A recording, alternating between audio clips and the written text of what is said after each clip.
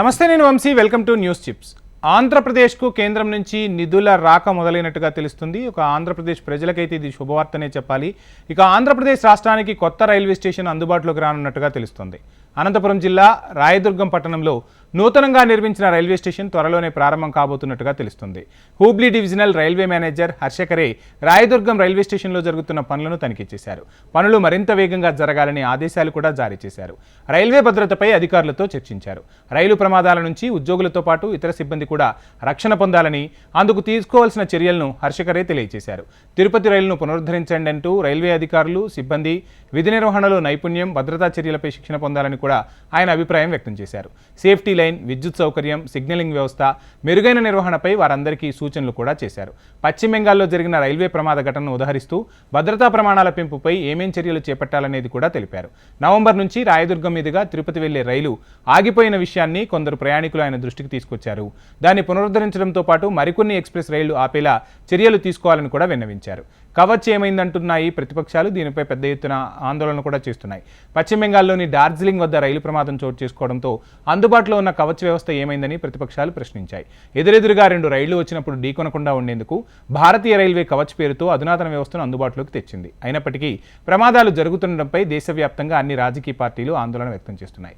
సరే, ఏది ఏమైనా ప్రమాదాలు జరగకుండా భద్రతాపరంగా అయితే చర్యలు చేపట్టాల్సిన అవసరం ఉంది. దీంతో పాటు అసలు రైల్వే వల్ల ఆంధ్రప్రదేశ్కు వనగూరే ప్రయోజనం ఏంటి అనేది చాలామందికి ఒక ప్రశ్న తలెత్తే అవకాశం ఉంది.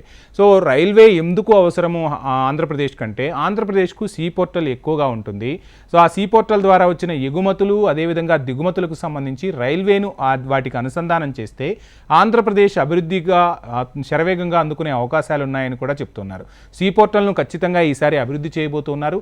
దానికి తగ్గట్టుగానే రోడ్డు, రైలు, అదేవిధంగా నౌకాయానాన్ని పెంపొందించేందుకు చర్యలు తీసుకుంటున్నారు. ఇంకొక కలిసొచ్చే అంశం ఏంటి అంటే, ఆంధ్రప్రదేశ్కు పౌర విమానయాన శాఖ మంత్రిగా బాధ్యతలు చేపట్టారు రామ్మోహన్ నాయుడు.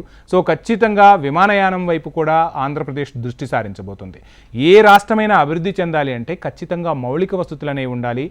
రవాణా సౌకర్యాలు ఎక్కువగా ఉన్నప్పుడే పెట్టుబడులను ఆకర్షించేందుకు అవకాశం ఉంటుంది.